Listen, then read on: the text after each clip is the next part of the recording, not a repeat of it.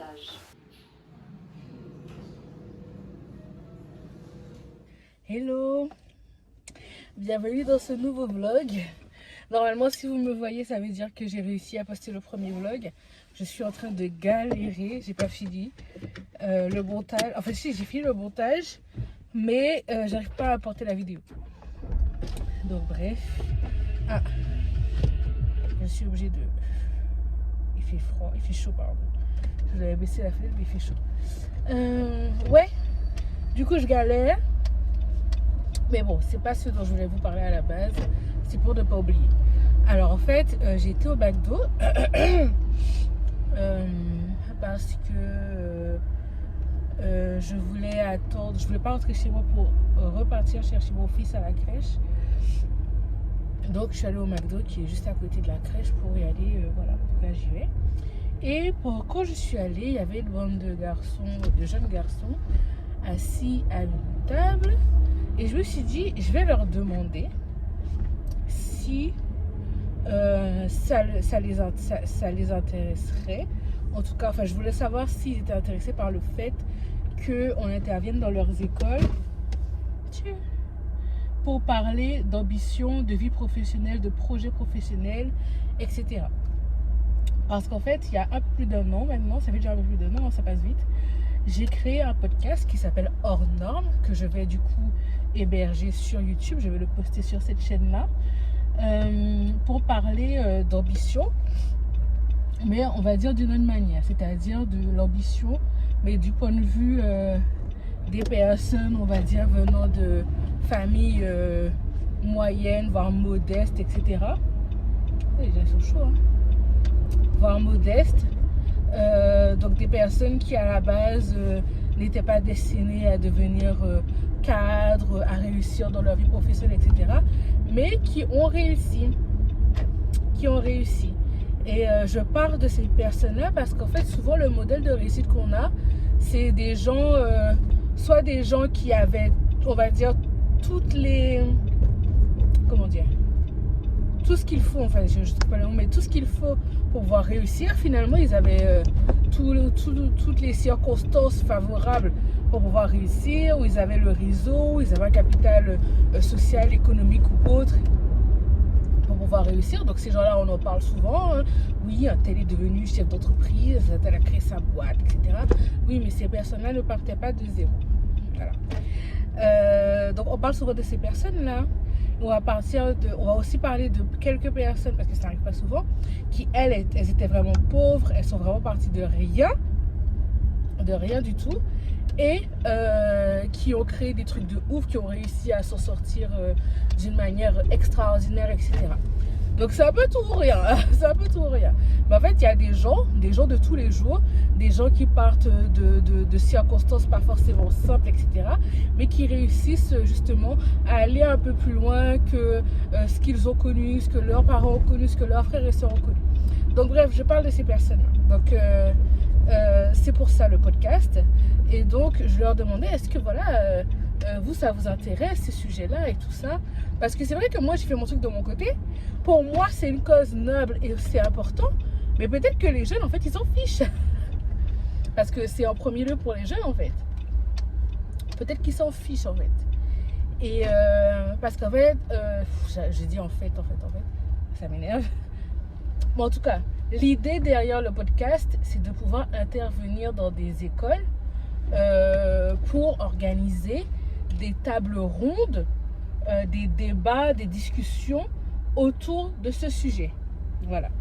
Pour qu'ils puissent s'exprimer, pour pouvoir les exhorter à avoir de l'ambition, etc. À rêver grand, à voir plus loin, ce genre de choses-là. Donc bref, je suis allée voir les jeunes pour leur poser la question. Ils étaient hyper enthousiastes. Ils m'ont dit, ah oui, ça manque de fou dans leurs écoles. Ils auraient bien aimé avoir eu ça dans leur cursus, d'avoir ce genre de conversation et tout, nanana. Et c'était que des garçons. Et ce qui m'a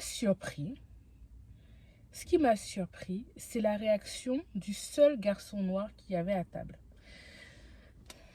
Donc, moi je suis noire, donc oui, ça m'a touchée particulièrement parce que du coup je le vois. Je le regarde et je vois son comportement, je vois son agissement. Et donc, ils étaient vas-y, facile, 6 voire 7 garçons et tout. Et les garçons, ils sont grands, des grands gaillards, hein, franchement, on aurait d'idées, vraiment. Et donc, tous les autres garçons me parlaient, me répondaient et tout. Oui, madame, nanana. Et le garçon noir, dès que j'ai commencé à parler de mon sujet, en fait, il faisait une tête, mais genre, vas-y, elle, quoi. C'est genre, en gros, tu me saoules, qu'est-ce que tu fais là? Et je me suis dit, mais comment ça se fait que dans un groupe de 6-7 garçons, le seul qui n'est pas, qui ne semble pas intéressé par mon sujet, c'est un garçon noir. Et donc, deux réflexions que je me fais. La première, c'est est-ce que vraiment il s'en fout et que ça le saoule? Donc, je me dis c'est la première hypothèse.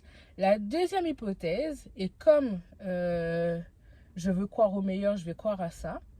Ma deuxième hypothèse, c'est qu'en fait, il croit tellement pas en lui, c'est tellement ancré en lui qu'il va rien faire. Parce qu'en fait, c'était tous des jeunes qui ils travaillaient au McDo, mais ils étaient étudiants à côté. Peut-être pas tous, parce qu'ils m'ont pas tous dit leur situation, mais plusieurs m'ont dit, on est étudiants et on travaille au McDo. Et en fait, est-ce qu'il se dit, en fait, ça le dépasse tellement que c'est pas un sujet de conversation qu'il veut avoir, en fait. Est-ce que c'est ça? Si c'est ça, ça veut dire qu'il y a vraiment besoin de se lever et de faire ce que j'ai envie de faire, c'est d'aller dans les écoles pour parler à la jeunesse, etc. Si c'est pas ça, c'est que c'est vraiment triste et ça montre en fait que nous encore, ben on est derrière en fait. On est derrière. Là où d'autres vont penser à leur avenir, on est derrière. Là où d'autres vont être intéressés, voilà, par des sujets importants pour leur futur, ben, on est à la traîne en fait. On est à la traîne. Et dans les deux cas, ça m'a fait mal. Dans les deux cas, ça m'a fait mal. Ou bien est-ce que c'est parce que moi, je suis noire? Est-ce que si un blanc est allé lui dire ça? Je sais pas. Mais dans tous les cas, ça m'a fait de la peine pour lui parce que je me suis dit, mais comment tu vois ton futur en fait? Comment tu vois ta vie? Vous êtes aujourd'hui tous au même niveau. On vous propose tous un truc. Peut-être que je vais vous demander si vous vouliez intégrer, faire un stage dans ma boîte, tu vois, je sais pas. Et toi, tu montres du désintérêt profond, genre... vraiment, tu me saoules, meuf, dégage de là, je suis avec mes potes, dégage. Mais quand je vous dis, c'était vraiment le seul à afficher ce comportement.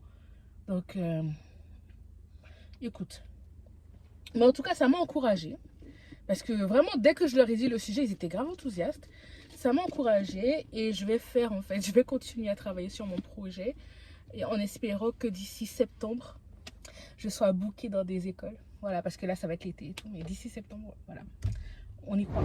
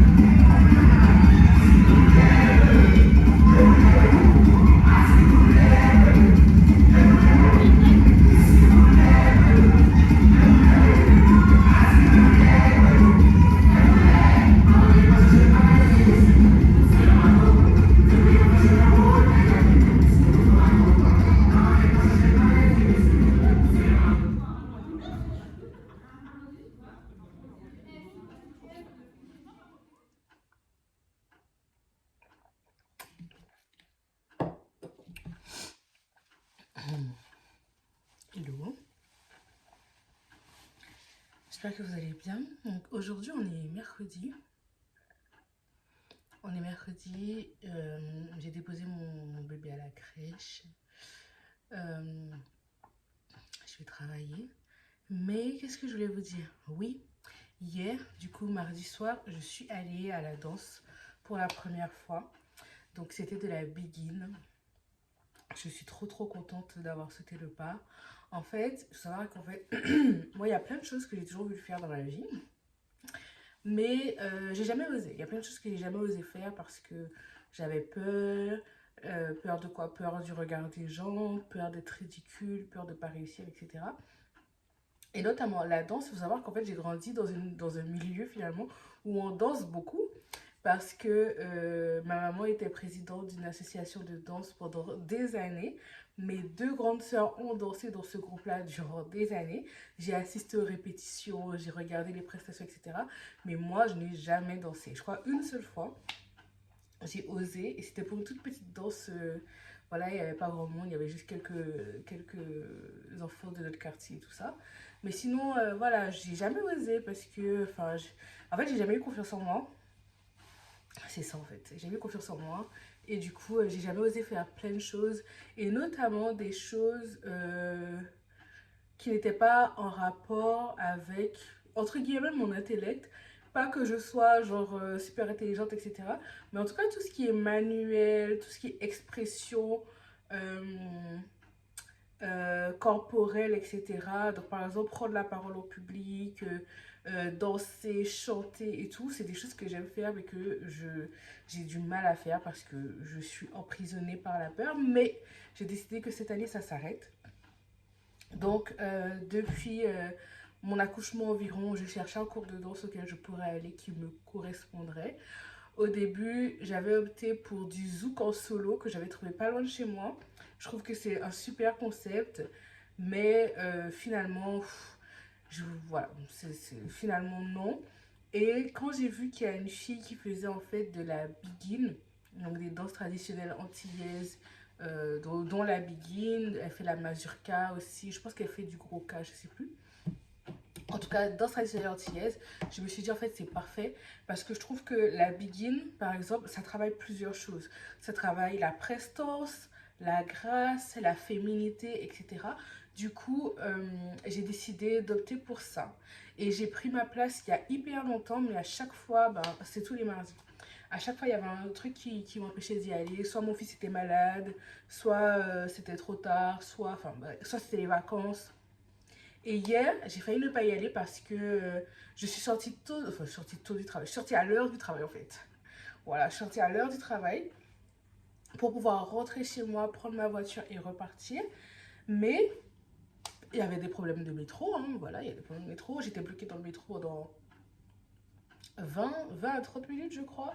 Du coup, ben, je suis arrivée 30 minutes en retard à la danse. Mais je me suis dit non, franchement, c'est bon. Parce que en plus, c'est un cours d'essai. Donc, c'est vraiment juste pour voir si j'aime bien et tout. Parce que pour l'instant, c'était que dans ma tête. Hein. Voilà. C'était vraiment pour voir si j'aime bien. Et donc, je suis arrivée en retard. En plus, j'ai galéré un peu pour trouver la salle, tout ça. Mais je suis restée finalement. Normalement, c'était de 20h à 21h la danse traditionnelle. Après, c'était la danse afro. Mais finalement, la chorégraphe, enfin la prof de danse en tout cas, m'a proposé de rester pour la danse afro. Elle m'a demandé si je voulais rester. J'ai dit bah oui, autant faire. Donc je suis restée. J'ai fait aussi de la danse afro. J'avais jamais fait ça de ma vie. Ah là là, j'arrivais même pas à me regarder dans le miroir. En fait, déjà parce que j'étais concentrée sur les pas de la prof. Et ensuite parce que je me dis, je dois être tellement ridicule à faire les pas et tout, genre. En tout cas. Mais je suis contente de l'avoir fait.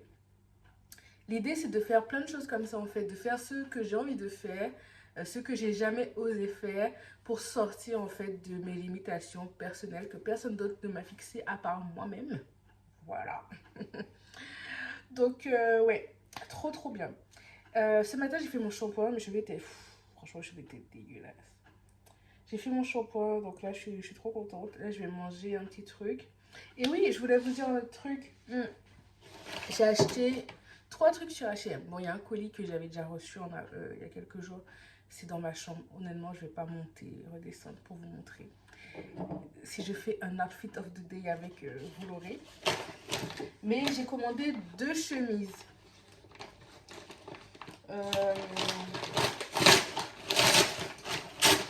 Oh là là.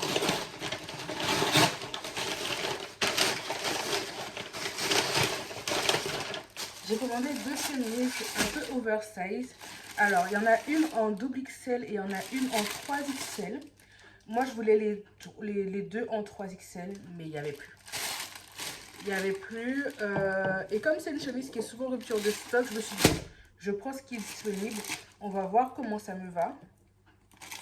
Et si le 2XL est trop serré, enfin en tout cas ne donne pas l'effet que je veux, ben, je la retournerai. Déjà la matière ça me va, c'est pas la matière papier là. Parce qu'une fois j'avais commandé une chemise sur H&M, c'était une matière un peu papier, franchement. Elle est horrible à repasser en fait, elle garde tous les plis. Là la chemise elle est en coton. Bon, ils disent 20% de coton recyclé. Le reste, je sais pas, mais la matière, elle est vraiment agréable et je sais que je vais pas galérer à la repasser. J'ai une autre chemise un peu comme ça, de la même matière. J'ai même pas à la repasser parfois parce qu'en fait, elle garde pas les plis. Donc, trop bien. Donc là, c'est la 3XL. C'est la 3XL. Et franchement, je kiffe. Je kiffe. Je sais pas comment vous montrer. Je vais reculer par là. On voit comment le réfrigérateur. Attendez. Alors, je vais baisser ça. Donc là, c'est la 3XL. Je vais la mettre genre avec un pantalon et tout. Voilà, tranquille. J'aime trop. Voilà, c'est vraiment cet effet-là que je recherchais. Ça manquait. Et j'aurais voulu la prendre en blanc aussi, mais il n'y avait pas. Je crois qu'il n'y avait pas. Il n'y avait pas. Ouais, elle est vraiment trop agréable au toucher. C'est un truc de fou. J'espère que l'autre... Normalement, il n'y a pas de raison. Hein. C'est la même. Mais des fois, vous savez, quand vous changez de couleur, là, tout change.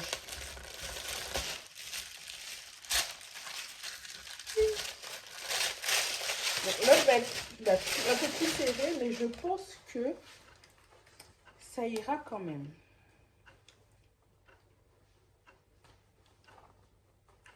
Je pense que ça ira quand même.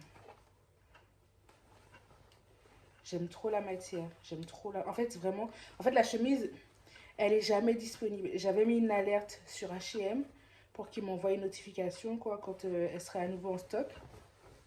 Et j'ai sauté sur l'occasion. Hein. J'allais pas attendre encore. Ouais, franchement, ça va. La 2XL, ça va. En fait, l'idée, c'était que je voulais pas un truc qui me plaque au niveau du ventre. Parce que j'ai 2 autres chemises dans le même style. 2-3 autres chemises. Non, non, voilà. Il y en a 2. J'ai 2 chemises en lin. Lin ou effet lin. En fait, elles sont larges. Elles sont devenues larges et tout avec ma petite perte de poids. Elles sont larges. Et j'ai une autre chemise un peu en coton aussi. Qui, elle est un peu plus serrée. Elle est un peu plus serrée. Là, franchement, ça va. Ça ne me dérange pas. Ça me va. C'est parfait. Donc là, ça ressemble à rien, mais évidemment avec la robe en dessous. Mais porter, je sais que ça va give en fait. Donc, trop contente. Je le répète et tout au cas où je l'avais peut-être pas encore dit. Mais j'essaye de travailler sur mon style. D'avoir un style, enfin d'avoir des vêtements plus... J'ai pas l'expression française. En gros, je veux avoir l'air plus apprêté en général. Et donc, j'essaie déjà de refaire les basiques de ma garde-robe. Parce que des fois, si vous êtes là devant votre garde-robe, vous n'avez rien à porter. Devant votre armoire et tout, genre, il y a des trucs, mais il n'y a rien. Donc là, vraiment d'avoir des bons basiques, d'avoir des bonnes pièces qui sont bien taillées, soit juste au corps, soit oversize, etc. J'ai des styles bien en tête et tout, donc c'est pour ça en fait que Je fais pas mal de shopping, mais en tout cas, j'ai quand même renouvelé pas mal de petites choses. J'ai acheté des t-shirts basiques, genre juste deux t-shirts, un noir, un blanc. Et franchement, et à ma taille, parce que j'ai remarqué que les t-shirts trop oversize, ça me va pas forcément. Donc là, je les ai pris à ma taille, j'ai pris du XL. Et franchement, ça fait trop propre en fait. Quand je le porte avec un petit pantalon, petite veste et tout, ça fait trop propre, j'aime trop. J'ai acheté des petites vestes. J'ai acheté quoi d'autre? Des petites robes. Des pantalons, ça je l'avais déjà dit. Et là, j'ai les deux chemises. Et je verrai. En fait, il faut que j'achète des vestes tailleur bien cintrées. Bien cintrées. Genre, en fait, il ne faut pas qu'elles soient larges derrière. Il faut qu'elles soient vraiment cintrées. Et ça, c'est pas facile à trouver. Il faut mettre aussi le prix pour avoir quelque chose de bonne qualité. Donc, de toute façon, c'est pas la saison. Donc, ce sera plus pour cet automne. Cet automne que j'achèterai ça. J'aime beaucoup cette robe, mais elle m'énerve parce qu'en fait, le col va tout le temps en arrière. Et quand ça va en arrière, ça fait tout moche. Vous voyez? Alors que quand c'est là, ça fait plus joli, quoi. C'est plus mignon. Reste là.